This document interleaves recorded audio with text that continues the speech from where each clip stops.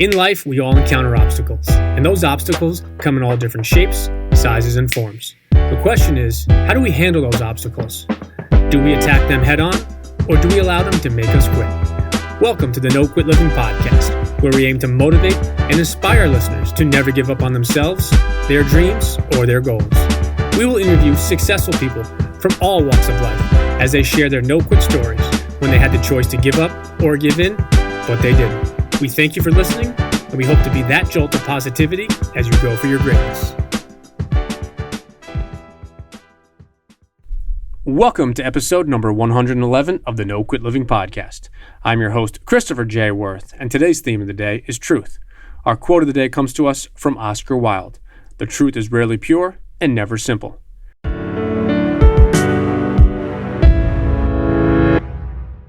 I am very excited to bring you today's episode.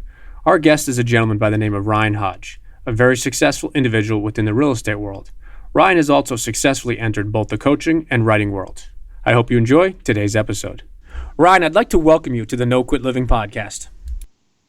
Thank you so much. I am truly honored to be here. I appreciate you spending some time with us. So the first question we ask everybody is, are you ready to make it happen today?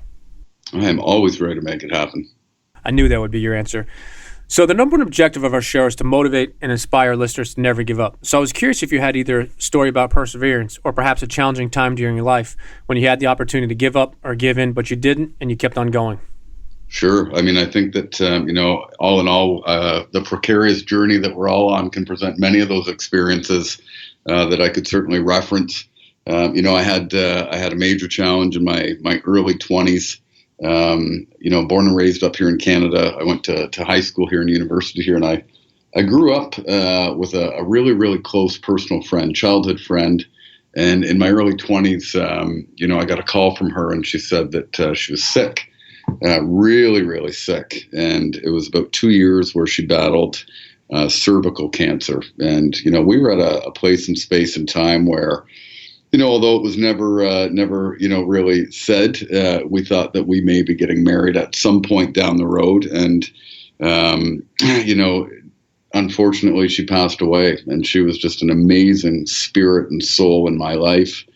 And when she passed away, I really, really went off the deep end. I've battled with addiction for many years. And back then, cocaine was my drug of choice. And when I was in my early 20s, I left her funeral. I picked up my drug dealer, and I probably went on a binge for about 3 to 4 days where I did not sleep and was just abusing myself like no tomorrow. And it took me right to a hospital bed where I woke up all alone, no friends, no family, no drug dealer, no childhood sweetheart. And it was decision time. And it was a time to, step into my own truth and power and, persevere as far as picking myself up, dusting myself off, and never touching drugs again. Wow. So that was not only your no-quit moment, but that was your cold turkey moment as well. Well, there's been a few of those. But in that experience, and certainly with the height of, some, I guess, early adulthood addiction issues, that one would be a pretty serious one. Well, I really appreciate you sharing that. That's obviously a tough story in many different ways, from losing your friend and then going through that. So I appreciate you sharing that. So I wanted to ask if you wouldn't mind just telling our listeners a little bit about who you are and what you do today as far as a career-wise. Sure. I am actually in the real estate industry, first and foremost. I got into real estate back in 2008 up here in Canada. It was my second career choice after going to high school here. Again, university here, I got a degree in sociology and psychology with an emphasis on human behavior. Worked in our family business for a number of years, and then I got into the real estate business, and things took off. In my first full year, I sold over 100 homes, which is pretty rare. I had started off with the wonderful organization of RE/MAX, and that little success story led me to doing a lot of coaching and speaking inside of the real estate environment. Fast forward a few years into 2013, I opened up my own independent real estate brokerage here. continued to do some of the coaching and speaking, but my client avatar really changed over, I'm going to say, the better part of 2 years. As I started to share transparently, more of my stories, more of, some of the challenges that I faced, some of the duality when it comes to success, and a lot of the failure inside of what people perceive as success. My client avatar changed drastically as far as my one-on-one coaching clients and the people that I really look to support and facilitate growth and change for, in terms of, those that battle with addiction, low self-worth, infidelity or relationship issues, lack of purpose, lack of direction, anything and everything that gets in the way from them really experiencing the happiness, freedom, and results-based productivity that they desire and deserve. And so as I continue to work with, a number of these one-on-ones in my coaching environment, my coaching platform, decided to launch a book, which I did last year, which is called The Integrity Vow: Engaging Your Authentic Self.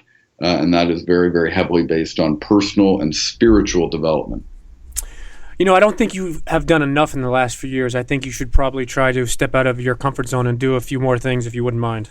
Well, I mean, that's one of those things that, when I get too involved in trying to get busy, then I can get into trouble too. I agree with that, and I think all my family and friends would say the same about me. But I want to take a step back for a second, because you touched on something that has actually come up a few times that I just wanted to briefly mention. Is you talked about your client avatar, and one of the things we've spoken about probably over the last month or two on our show is the word avatar. So I wanted to ask you if you wouldn't mind just sharing briefly about your client avatar and how you came about defining it, and how do you actually define the avatar itself? Sure. My original client avatar, when we talk about avatar, is really just a profile. The people that attract or enroll into my coaching company. And I would say that because I'm in the real estate environment, and, there's some pretty good, well-known, documented success there. For a long, long time, people were coming in based on, how do I get, productive in real estate sales, or, how can I, grow an independent brokerage quickly in a mid to small size market, or, how can I recruit agents, and how can I train them to be highly productive human beings? But what happens along the way is that when you visit the exploration of self-discovery, self-empowerment, the overall personal experience that people are having, and what really gets in the way, it always comes down to the self. It's not the nasty clients, it's not the lack of, understanding of lead generation. It's the lack of understanding and exploring the truest and deepest version of themselves.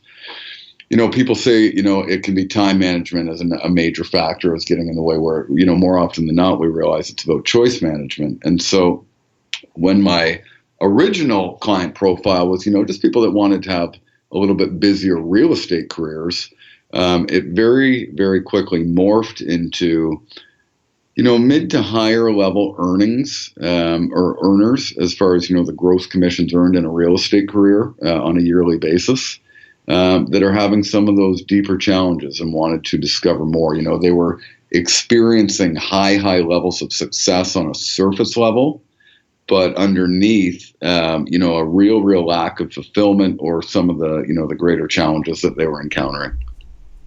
You definitely identify your avatar, and clearly you have a good definition of it. And I think it's important for any of our listeners that are out there that are in the business world, whether it's entrepreneurs or just in the business world, whether it's sales, looking for new clients, or looking for more clients. I think finding your ideal client is important, and defining your ideal client is important, because it goes back to one of my favorite speakers of all time, Zig Ziglar. He had a famous quote: is, "You can't hit a target you don't have." So I think it's important for our listeners to make sure that no matter what you're doing, and whether it's sales, business, growth, launching a business, entrepreneur, is make sure you identify who and what your ideal avatar is. So I appreciate you saying that with us. So I wanted to step off for a minute and ask you, how do you personally define success? Well, I mean, I believe success comes down to fulfillment. People talk about success. Success is not fulfillment. Success is actually, in my perspective and opinion, a toxic replacement for fulfillment. Society deems success as, money, or, what people perceive as the perfect family, or, material items, or, awards and career. And hey, that's all great. I mean, we all can have more and be more, but fulfillment is what I find to be what really success actually encompasses, in terms of, in the deepest knowing, at the pit of our soul or spirit, are we living the highest and most authentic versions of ourselves rather than what society tells us we need to be? I've asked that question probably 100 plus times now, and it's really neat because we get all different answers. And a couple people have discussed money and things like that, which is fine, and I think everybody can define it their own way. But over the last 2 or 3 months, the unique turn has been that everyone's talking about success in their own way, meaning you define success. So for our listeners out there, I think they should always define it however you want to define it. And it's okay to listen to things in society and media to get ideas or concepts, but I think only you can tell yourself what success means to you, and then you go after whatever that success is in your life. Absolutely. One of the things we always look to do is add value to our listeners, and I was curious if you had either a daily or a morning ritual that you swear by. Yes, I do. And I won't say it's perfect.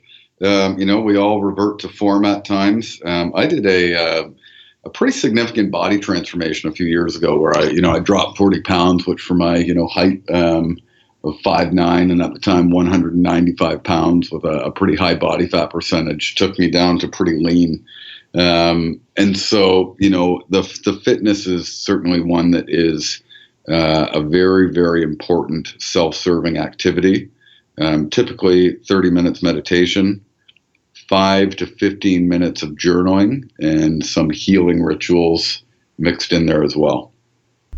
I appreciate you touching that for a minute, and congratulations on the weight loss. I know that's definitely a tough thing, and I've gone through some of that myself, so kudos to you for doing that. Thank you. If you had to define yourself in one word, what would that word be? Truth. If you don't mind me asking, you expand on that a little bit? Sure. I believe in living the most authentic version of myself possible, and it is one that I am unwavering on as far as standing in my own truth, doing the things that I know facilitate the happiness and freedom that serve me on the highest level in order to truthfully serve others, including my, 3 little boys, friends, family, clients. And, only the individual self can tell what the truth means to them. That's a great definition, and I appreciate you expanding on that. And of all the times we've asked that, that's the first time the word truth has been answered, so that's pretty neat. Well, I didn't always live that way. I lived out of integrity for many, many years. And so the truth is one that is very, very crucial to my well-being and overall fulfillment. So, assuming the 20-year-old version would have listened, what is the one piece of advice you would have given the 20-year-old Ryan? Go easy. Go easy on yourself, as far as understanding that nobody's perfect, nothing's perfect. That the shit storms in life are always going to come up, but just go easy on yourself and just move that needle forward and understanding yourself and living the authentic version of yourself just a little bit further each and every day. I think that's important. Is a lot of times we hear improvements of 10% or 20% or do an extra hour or 2 hours, and I think all of a sudden a lot of the times that scares people into not doing anything. So I think you touched on something that's really interesting, is move the needle a little bit forward. And one of the things we talk about often is do one thing every day out of your comfort zone. Or one of the themes for the last probably 6 to 8 months has been, we talk about paying it forward with zero expectations in return. And I think it just comes down to something as simple as do something for somebody else and don't ask for anything in return. And a lot of times, do something for someone that they'll never know you did it for them. And I think it's really neat that you touched on the moving the needle along, because I think that's something that people can do, is you can do one thing. But if I said to you, all right, Ryan, you haven't worked out at all in the last 2 or 3 months, work out for 2.5 hours today, you're probably not going to do it. As opposed to if you hadn't worked out at all in the last 2 or 3 months and I said, hey, Ryan, you think you could spend 10 or 15 minutes walking around the block or taking a walk at lunch? That's something you probably could do. Mm-hmm. Mm-hmm. Well, I mean, everybody wants to hit the home run, right? They want to hit the home run in business. They want to hit the home run at home. And, if they just make those little micro commitments, just being a little bit better version of themselves today or tomorrow than they were, yesterday. And when we do that, when we, move into those just micro commitments and little spaces, it allows us to, expand in a way that is beyond our wildest belief. And it, like you said, paying it forward, when you serve and support other human beings, success is not going to be an issue. No, I like that, and that's kind of what we talk about here often is figure out a way to do something for somebody else. And we're in a tough age, I believe, with social media in our country today, in the United States. And I know you're just above us in Canada. Is we find that there's so much negativity just flying around, and if everyone would just do one little thing every day, not that it's going to make a monumental change overnight, but if you compound those little things, those little gestures, and it starts with your kids and it starts with a coworker or a friend, all of a sudden, those little one individual things make huge monumental impacts. Totally. Especially, you talk about the kids. I mean, I had a coaching call earlier today, a fellow that's, doing really, really well inside of his real estate career, but spending, zero time with his kids. Kids want him to quit his job. It's just, wearing and tearing on him, and he's, drinking and, all sorts of other stuff. And, at the end of the day, I remember clearly, I would be the perfect hockey dad as far as, what people would see, and up here in Canada, we are major hockey folks. So, I'll be in 280 hockey rinks between September and May. And I'd be on the surface perfect as far as, hey, I take my kids to all the hockey games and, I'm there and running around and doing what I feel like I'm supposed to be doing. But, taking an hour and putting the phone down and not, taking a kid to a rink, but actually just engaging with them on just that micro commitment level does wonders. No, I love that micro commitment because it's something that is so simple to understand conceptually, but it's also simple to physically see and touch is just do one little thing.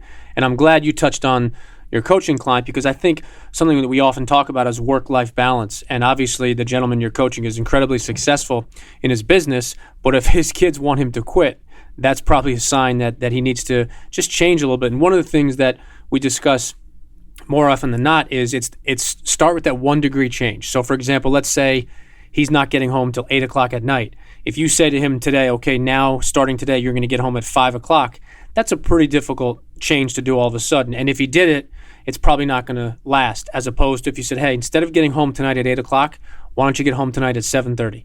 And that's the 30-minute difference that could make a significant impact on his kids. So I think I'm glad you touched on that, because that's something that we really try to hammer at, is just make those little adjustments. And those little adjustments made over a week, compounded over 2 weeks or a month, can have a really significant impact not only on his kids, but probably his family life as well. Well, and as he understands, himself a little bit further and just what kind of impact that has, and as he acknowledges himself for that micro commitment, it's important to self-appreciate, because what we celebrate tends to expand. And I believe that, when he, just does these little things, he's going to see big things happening very quickly. I like that. What we celebrate tends to expand. I think that's pretty interesting. Simple law of attraction, my man. I love the law of attraction. So we're going to change lanes for a second now. And if you could have dinner with anybody, dead or alive, who would it be and why? I would have dinner with my grandfather, actually. I had a really, really close relationship with him growing up. I didn't have a dad around me when I was young, 8 to 18, and very limited before that, long. That's a whole other interview. But, my grandfather on my mom's side, spent a lot of time, and he was a fair bit older. And there were a lot of things that, I'd love to be able to talk to him about and, discuss with him and, talk as a little bit more mature version of myself that, I never had a chance to do so. He was very, very genuine and, probably the most honest man that I've ever known. That's interesting that you mentioned your grandfather. There have been a lot of people that have mentioned either grandparents or parents or aunts and uncles that are no longer alive, and it's interesting because some people talk about the big and the famous, and there's no wrong answer to this question. But what I've found is that there's been a lot of people that have that person And clearly, directly and indirectly, your grandfather was a mentor to you in some ways. And I think it's just interesting, and I appreciate you being honest with that, because it definitely touches and hopefully shares a little bit with our audience of who you are. Well, I mean, I had such a little foundation, as far as male role models, and the amount of time that I spent with him was great time. I mean, it was certainly very limited based on the fact that he wasn't my parent. But when you look at just what influences us, and what we recall as far as the positive aspects of people that impact us, he would be right up there as far as creating and forming some form of foundation for me to live by, or at least look up to. So if you're open for it, we're going to switch over to what we call the hot seat questions. And the only answer and the only request is that you just spit out the first thing that comes to mind. Sure. Awesome. Love it. So if you had one last meal and you could pick absolutely anything to eat, what would you choose? Sushi. Favorite sport? Football. Favorite team? Pittsburgh Steelers. All-time favorite movie? Braveheart. Do you have a favorite book? Heart of the Soul. Favorite singer or band or group?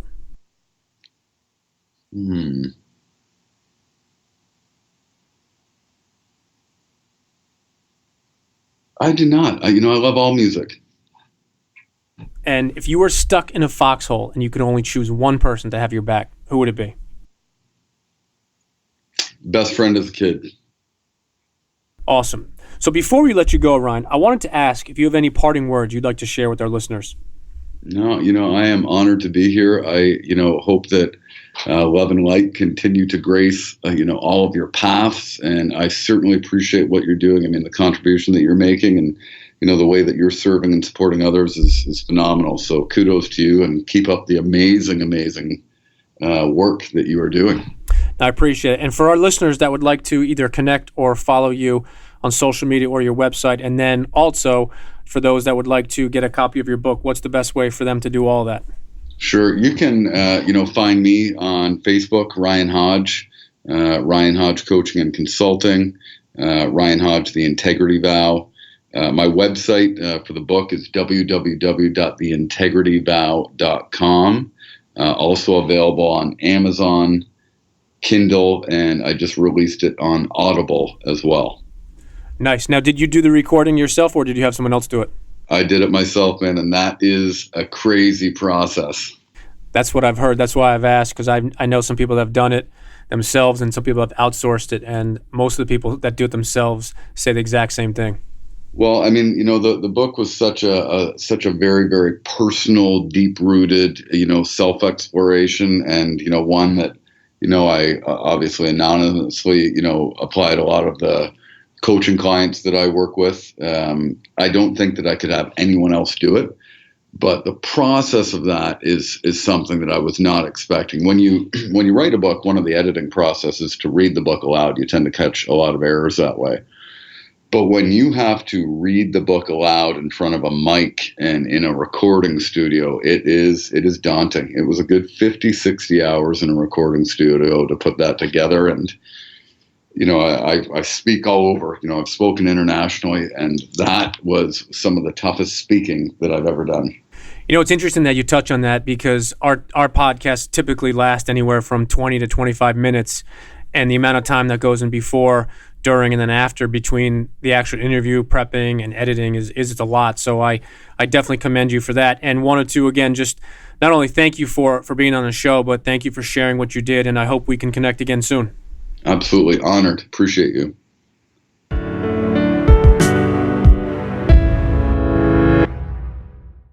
Thank you for listening to episode number 111. Ryan shared some interesting perspectives with us today. His definition of success, I thought, is spot on.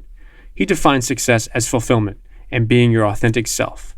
He mentioned how society, on the other hand, defines success as money, awards, and/or materialistic things. One topic we discussed was our ideal client avatar and why that is so important to define. As the late, great Zig Ziglar said, you can't hit a target you cannot see, and you cannot see a target you don't have. Ryan said something I thought was pretty interesting. He said that what we celebrate becomes a reality. He also suggested that we should and can all be better at the micro commitments. So in closing today, my question to you is, what and who are you celebrating? Do you celebrate what you really and truly want, or are you celebrating the wrong things? Set the target and make sure it is very specific, whether it is an ideal client, mate, company, or a goal. Make sure you clearly define it, know exactly what it is, and then go for it as you go for your greatness. And lastly, to our listeners, thank you. We truly appreciate your time, and we hope our episodes inspire you to keep on attacking life and never giving up. To quote Dr. Norman Vincent Peale, it's always too early to quit.